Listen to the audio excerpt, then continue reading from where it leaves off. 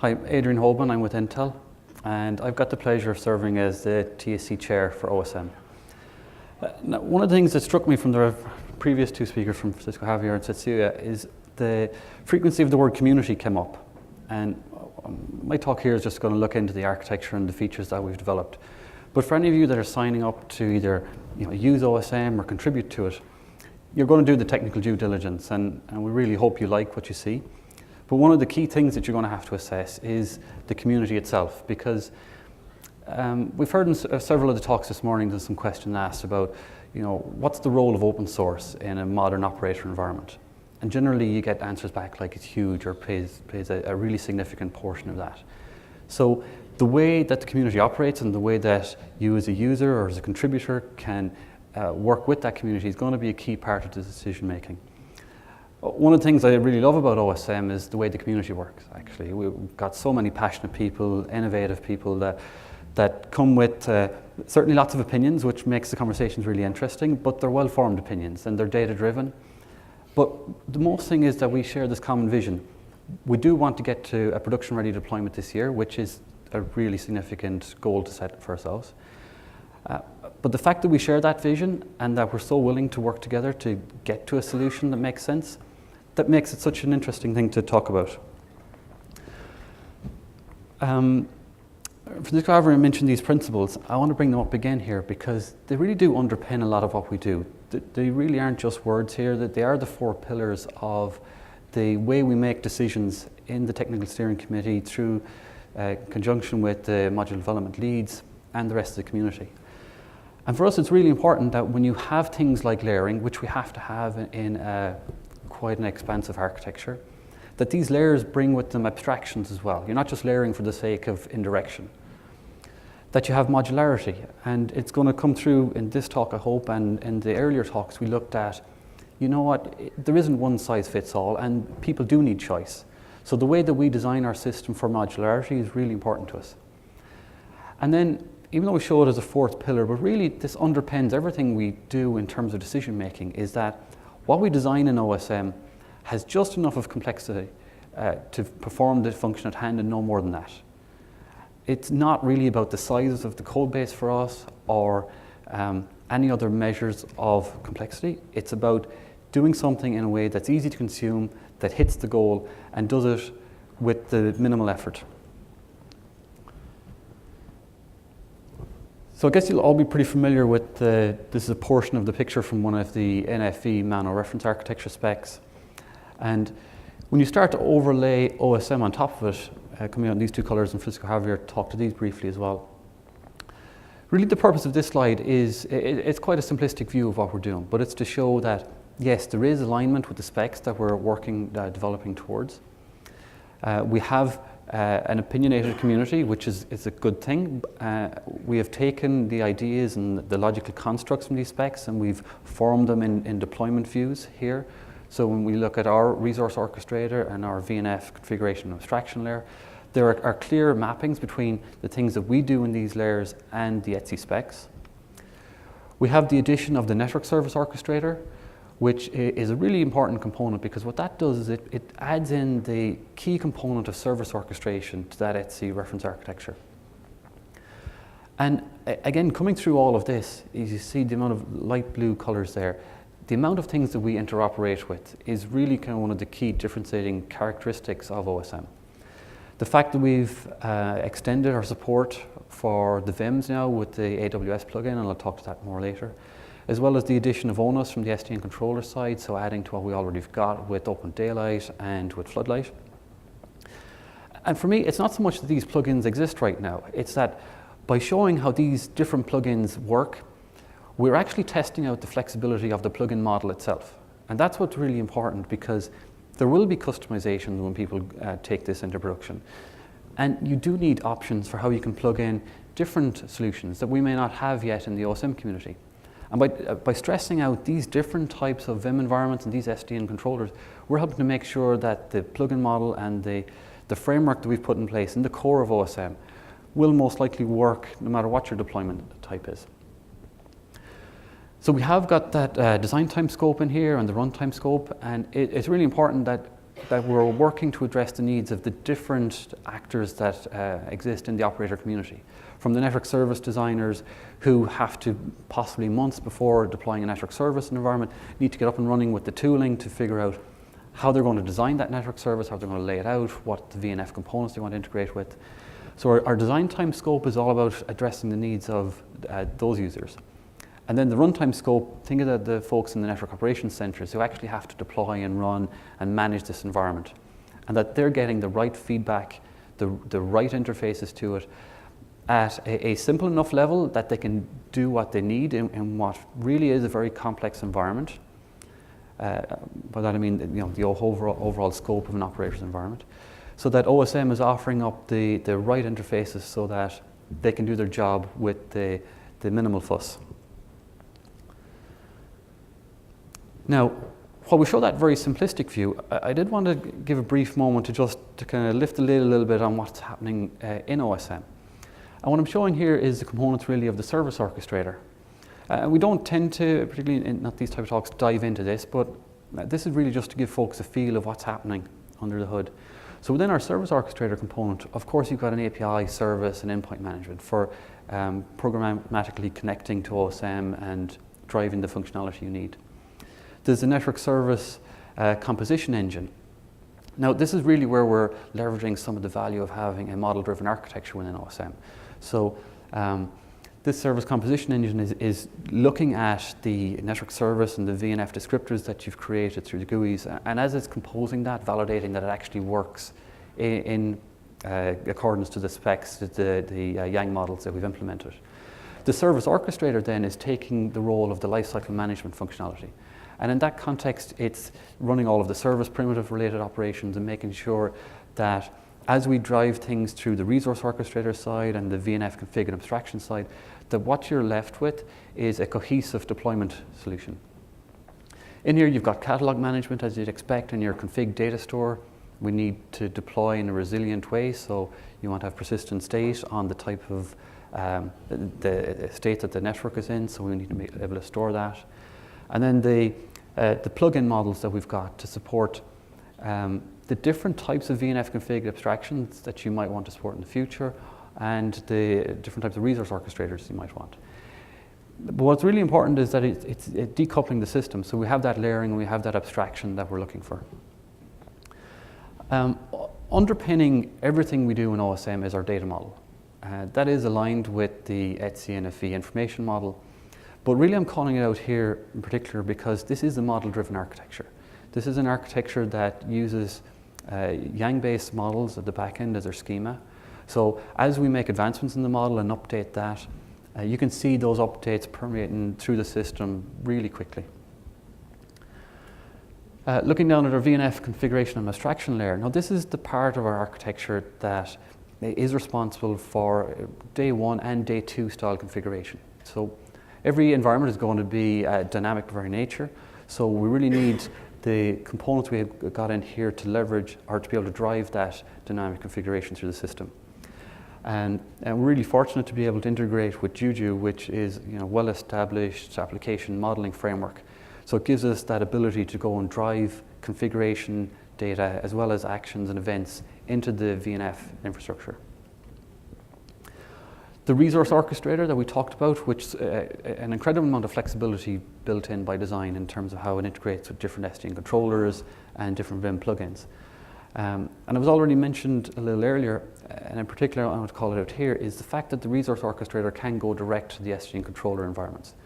And we've been very, again, opinionated in the way that we want to manage this, because we're looking at SDN support that can exist in a Vim environment. And we're really looking at for basic network connectivity, reachability, establishment.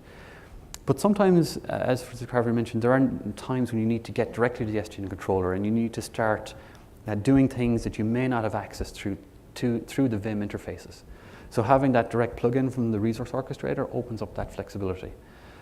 And right now in the implementation, then this ties very much into how the Open Vim side of the resource orchestrator components have been managed.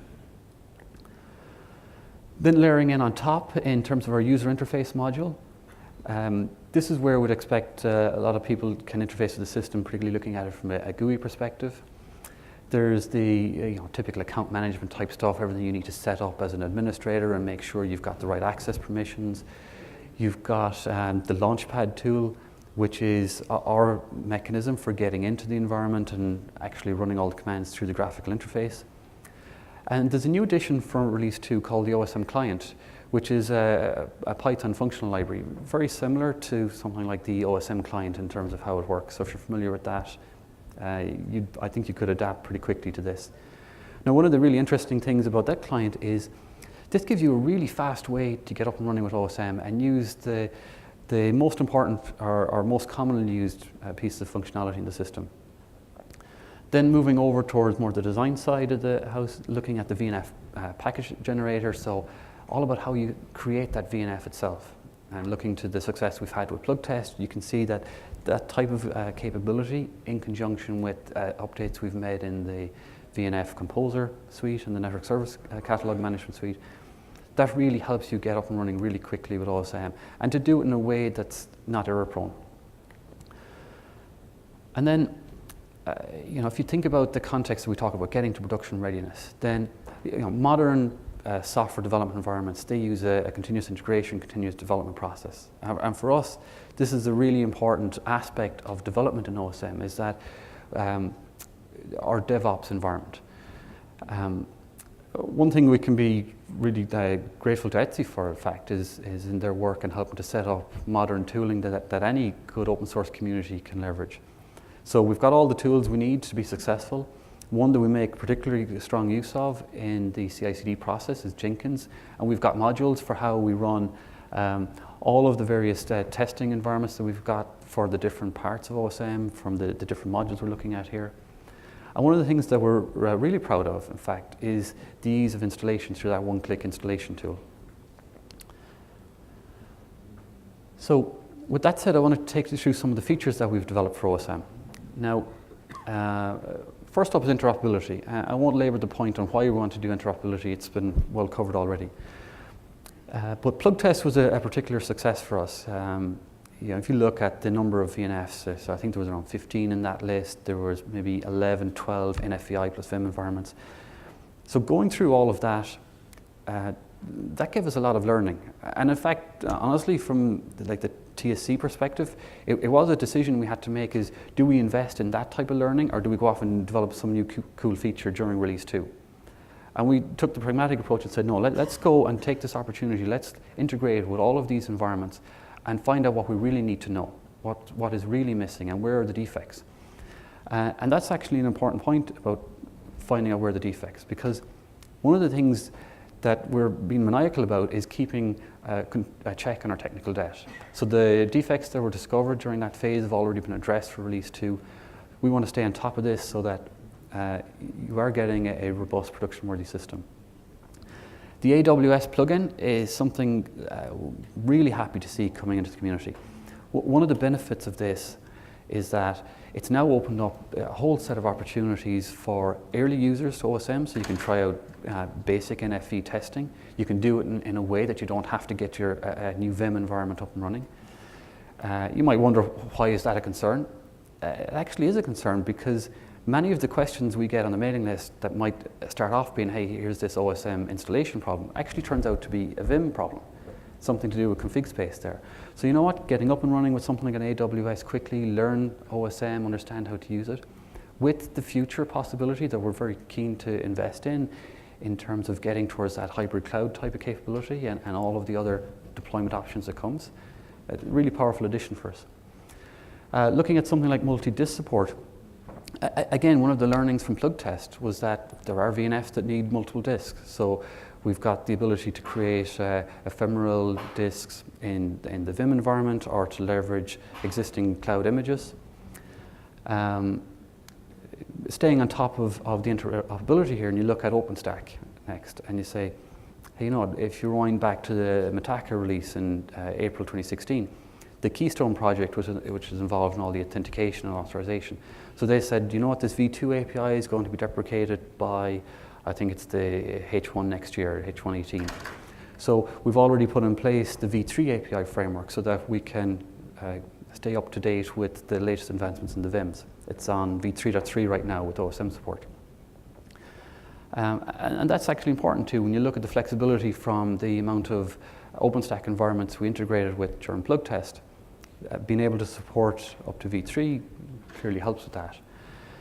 The VNF onboarding, having one data model that we've shown to work on 15 quite different types of VNFs with quite different types of deployment considerations is a real testament to the thought process that not just went into the ETSI NFV work that predated it, but into the development of the OSM data model that references it. In the context then of continuous improvement, you look at the VMware vCloud Director integration.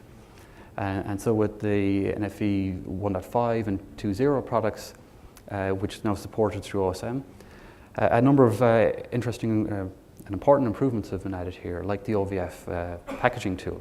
So if you've got something like, I think it was a QCOW image format, and you need to deploy that in your VMware vCloud Director environment, you've got that OVF packaging tool that's part of the OSM release that you can use to do the conversion format. Adding things like multi-disk support into that, improving the error handling, they're all key parts of what we wanted to do. So as you see from this, it's not about kind of radical changes from where we started from. It's about making very deliberate, very systematic improvements in lots of different things within OSM to make sure what delivers actually works and is easy to consume. And on that point, then you look at the packaging model that we look at. So with OSM Release 1, we were leveraging predominantly, and you still can today with Release 2, so LXD machine container format. So what the one-click installer would do would go off, fetch the source code, pull that down, create these machine containers for you, and then start to build OSM within those different machine containers. The new addition of having Docker support here is that we've now also split out from a machine container view to optionally choosing a process deployment view.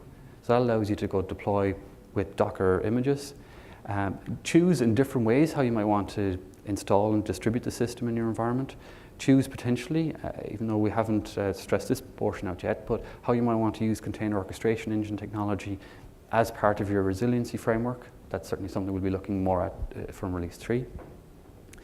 But again here, this is giving people another option for how they want to consume OSM and make it easy to deploy. On that point, installation size reduction was important to us, not so much from a production system. It started off in Release 1 with 8 CPU cores and 16 gig of RAM required to install it. That's not going to be a concern in production. If it is, I think there's probably some other concerns. But what is a concern is how quickly somebody can get up and running with the environment and learn it and get familiar with it and bring it into their environment. So to help with that, we're bringing down the installation size. It's at 6 GB now with the target to bring it down to 4. So that helps in your private cloud environment if that's where you want to test it out, because you're more likely to have sets of VMs set up with that type of scale. On the package management, we've made improvements here. This is in terms of the VNF and Network Service Descriptor management and the creation of those packages. So now you can do all the create, update, delete type operations that you would want right from within the package manager within OSM. So there's no need to go to an external system or manually change parts of your package. And on a related point, in the UI Composer, so this is the tool that you can use, and hopefully we'll see some demos of this later, but you can use this to go and create some of your VNF packages. You can work all the way through the VNF Descriptor Composer and the Network Service Descriptor Composer. Now for anybody familiar with creating these type of things, there are a lot of these pretty long indistinguishable UUIDs that span the system. So what we've added to the Composer is this ability to have drop-down lists. So if you want a reference to a VNF within your network service, you can now select from a list. So it removes the sort of challenge of sometimes having cut and paste type errors, and then trying to go and debug that later on in an instantiation when you're trying to figure out why a virtual link that you created hasn't shown up where you think it should. So now the tools, if you want to use the graphical interface, the tools help with that. More on the tooling then.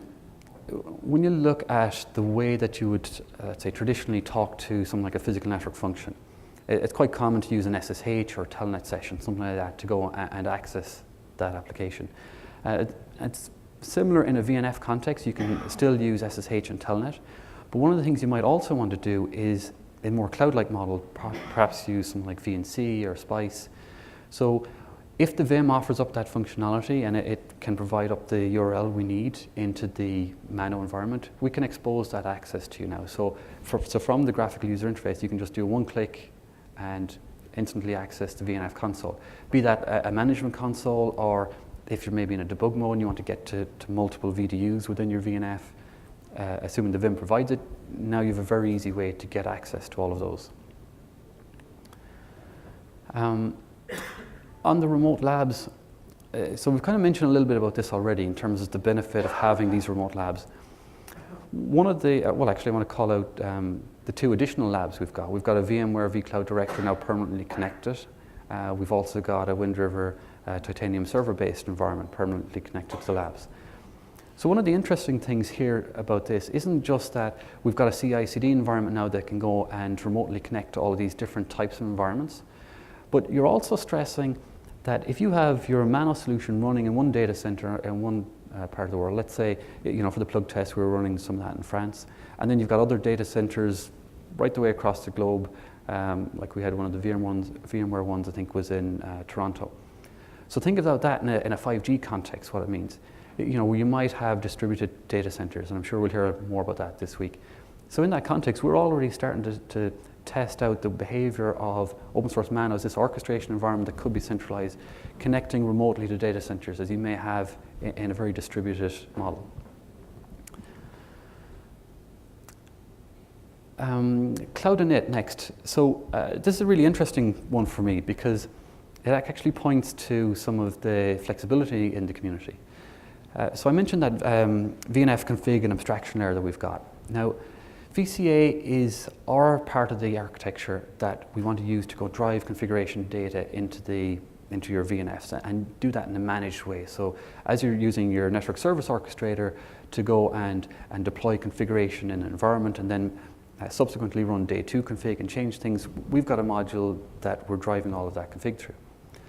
Cloud init as a cloud instance configuration type of tool really offers up a different method for going and doing that. Early on in release 2, we said, you know what, that doesn't really fit with our architecture, we're not going to support it.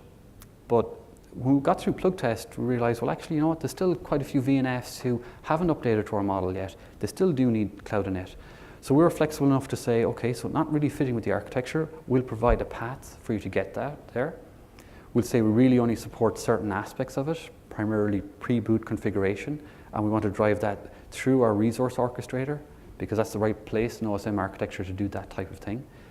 Yes, if you want to, the door is open and you can use the fullness of cloud init, and if the Vim supports it, that will all get passed through into your application. But we'll still encourage people to go and use the fullness of the OSM architecture, develop your data models for your VNF descriptors so that you can properly use the VNF config. But if you have to, use cloud init.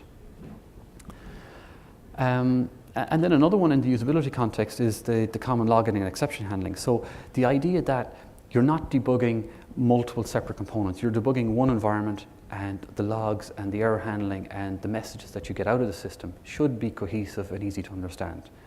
And that was one of the key points that we wanted as we progressed from release 0 to where we're at now, is that even though, yes, we had seed code and we brought these together to form a new community, we're tirelessly working towards making sure that this is presented as a cohesive environment, a platform to develop on. So on that, looking at a cohesive environment, data modeling and coordination with the industry is a really important thing to us. And why is it's important? Because this is all about establishing an ecosystem to make sure that the people that can interoperate with OSM, they can also interoperate with elsewhere. It helps bring down the overall effort in the ecosystem to be able to be deployed in multiple environments. And there are multiple aspects to what that means. If you think about data models, really, you're looking at data model attributes, you're looking at the encoding formats and standards, and then you're looking at the packaging. So three quite different characteristics of data model development. And what's really keen for us is that we're leveraging all of the effort and the industry experience and knowledge that exists in the ETSI NFV ISG, that we're providing feedback into that environment. It's been really well received, and in fact I'd say there's a lot of work on us to do more to help to push that through into the maintenance releases of the specs. That we're taking updates from the phase 2 models and we're starting to look at how we can go integrate them in subsequent releases. And looking then at ETSI NFV as this harmonizing function in the industry, where lots of the SDOs, which they already are doing, are looking at ETSI NFV and trying to figure out what the specifications mean in the context of standards development organizations. So top of our priority right now within an OSM context is looking in particular at the attributes across these environments, making sure that we have a consistent way of talking about the same thing, that we're using the same language. Subsequent to that, in coding and packaging formats, they'll all have to get worked out. On security, we'll start by saying we have a lot of work left for Release 3 to deliver a sufficiently secure solution to put a production-ready deployment on it. And we've got a lot of great ideas for that already. One of the things that we have delivered in Release 2, though, is the ability to better configure when you need to do things like having unfiltered interfaces. So there are certain applications you want to deploy in your environment where they really need to see all of the traffic that could be passing through an interface. Some Vim environments, when you want to go and configure it, they'll apply a layer 2 to a layer 4 filters on that, could be blocking some of the traffic. So if you want to apply certain types of firewalls or DPI applications, you really don't want your Vim environment getting in the way. You need a capability to say, actually, you know what, on this particular port or on this group or on this network, depending on the Vim environment you've got, you might want to be able to turn off or on the capability for the Vim to do some level of pre-filtering. And you may need to do that at different parts in your environment. This isn't a turn it off everywhere type of thing and open the floodgates. This would be very deterministic about where it is you want to do this type of configuration. Moving on into more of a data plane configuration type space, but in this context here, you're really looking at the additions that have been added in the OpenVim side of OSM. So with OpenVim being that sort of inbuilt Vim environment for OSM, and here the addition of OVS, so the Open Virtual Switch format. So quite a good addition over and above what existed in Release 1, because Release 1 primarily leveraging Linux Bridge, which in itself is quite a useful tool, but it loses out on some of the configuration capabilities that you get with something like a powerful vSwitch like OVS. So whether you want to do particular types of flow management, tunneling support, various packet filtering capabilities, having OSM add OVS into OpenVim, too many acronyms in that sentence, but having all of that pulled together is really improving the functionality of OSM. One of the key new features, and I was kind of touched on it a little bit already, is the ability to do underlay network management from the RO. So consider an environment where, let's say, you had to connect a multi-tenant VNF that maybe had multiple VLAN tags, maybe a VLAN tag per tenant, with a single tenant VNF that you need to add or remove a different VLAN tag as you're getting to that tenant. Now, doing the underlay network management for that through things like modular layer 2 plugins with OpenStack, you may not always have the functionality that you need within those type of Vim environments. So being able to go directly to the underlay and manage it from the resource orchestrator in a cohesive manner to the network connectivity and reachability things that you set up through your Vim environments anyway. So that's a really important update in OSM, because that's opening up some new use cases. Be you look at a vCRAN type environment or a BNG or PE router type configurations. It really is offering you the type of control that you need for things like really effective ELINE or ELAN configurations in your environment. The last feature I want to talk to then is the network service scaling. So this is something that we were become really aware of during plug test, actually, in that we didn't have network service level scaling support. Now, there are multiple ways of talking about network service scaling. In this context, we're talking about scaling out the totality of a VNF itself. So VNFs, as you know, could be multi-VM or multi-deployment technology. So scaling these out, for network service scaling, we've added this new experimental feature, which we're going to remove that experimental tag pretty quickly. But what we've done is we've looked at some of the models within the NFV Release 2 data models, and you look at scaling groups as one of the constructs there. So you have the ability to specify scaling group, let's say a VNF is one scaling group, or multiple VNFs are one scaling group. And you can scale up or down the scaling groups then from the interface, depending on what you're going to need. So in this case, keeping the same network configuration, you have another instance of VNFB and C here, but it represents one scaling group. And of course, if the need changes so that you no longer need that scale out, you can revert back, remove those extra scaling groups. Excuse me, remove those extra instances from that scaling group. So on to release 3 then. Like as we mentioned, we have a really ambitious goal to get to deployment readiness this year. But I think we're actually well set up for it. You know, given the methodologies that's been taken in the community to deliver production code and keep our technical debt under control, I think we're at a good starting point with a lot of work to be done. So some key areas here in the context of service assurance, several topics. I kind of touched briefly on state management earlier, about fault management, making sure that in the context of a very dispersed deployment model, that state is cohesively managed across those environments. To turn that network service scaling functionality from experimental to production worthy, which predominantly is about more extensive testing, in fact. To add a level of VNF scaling to that too, because sometimes you may just want to do a VNF, as in adding new VDUs to a running instance of a VNF. Because different VNFs want to manage their deployment models and their service scale-out models differently. On the usability perspective, again, this continues to be key to us, but it's to make sure that the logging is clear, metrics are clear of the platform, and in fact, we have quite an extensive undertaking on improving the overall monitoring framework within OSM and using that as a tool to drive service assurance. On the security side, so things like role-based access control and making sure that the right tenant level access exists, that things like project views and the way that we manage key stores throughout the environment, so that, for instance, SSH keys aren't in plain text in any location environment, that they're being properly protected. On the resiliency side of things will go wrong, you're pretty sure of that, to make sure that we've set up an environment that shows OSM as a controller itself is resilient to particular outages in the network. And last but not least is continuous improvement on our CI/CD environment. So we really want to get to a place with release 3 that shows really cohesive top to bottom OSM stack integration testing, so that when we say, here's this use case and this works, we have system tests that we're running on a continuous basis to make sure it keeps working. And with that, I guess all I've got to do is thank the OSM community for continuing to be so committed to driving this forward, and I look forward to more participation and more members joining. So any questions?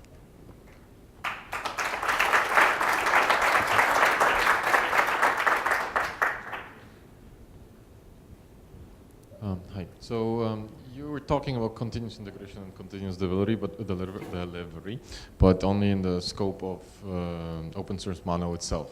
But I consider the open source MANO also a very big part of a continuous integration, continuous delivery process of the VNFs themselves. They have to go through typically multiple environments of testing, and then at some point they will hit the production environment. When I was listening to you, you were mainly talking about the production environment itself. And I didn't really see any capability of multiplying those environments and really talking about how to deliver through this whole chain. Is this at all in your scope, or are you talking about, are you planning on maybe putting it somewhere else? What would your opinion be? Yes, this is very much in scope. And in fact, probably I was a little less clear than I should have been on that point, because if you look at the Hive infrastructure that's set up as part of the OSM remote lab environment, that's not just open for OSM type testing. We also have the facility for uploading VNF packages into that environment and using those as part of, let's say, a VNF, for the VNF vendors if they want to run their VNF testing in the context of a multi-VIM deployment model that spans across the Hive network in the remote labs, to be able to go and run real live VNFs, test it out in the network service that's only limited really by the network that we've set up through Hive with the available infrastructure environments at that time, that bring in the multiple VIMs, multiple SDN controllers. So it's certainly showing a fuller part of the infrastructure system. The piece that's possibly missing is maybe how those VNFs might want to integrate with other VNFs. And for that, yet I don't think we have a robust plan for release 3 to have real multi-VNF network service deployments as part of the CI/CD environment. That's something I think we could look at. First and foremost, I think the priorities will remain with making sure the MANO environment itself is working effectively, that there's a path for VNF vendors to test MANO onto the multiple VIMs and SDN controllers. But I think it's a good thing that we could go look at to do more expansive network service testing.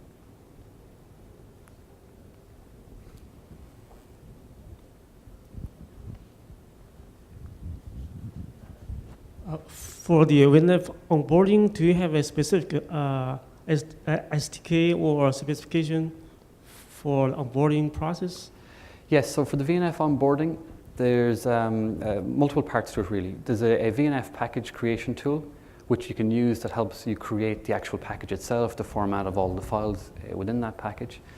There is, again, this is part of the design time tooling, this is part of the composer within the user interface, and you can use that to create all your VNF descriptors, be able to identify the fields within it, show all the network connection points you've got, identify things like EPA parameters. So we think it's quite an effective tool right now. I think it's worthy of more testing, certainly more support from the VNF vendor community, leveraging that, make sure that if there are things we need to go extend in that in the context of production readiness, we're very open for that input. I think the plug test has been a good example that it's a really good starting point to go build your packages, and showing that we could onboard 15 different VNFs just within those couple of weeks, plus the pre-work for plug tests. I think that's a good recognition of the value of that tool chain.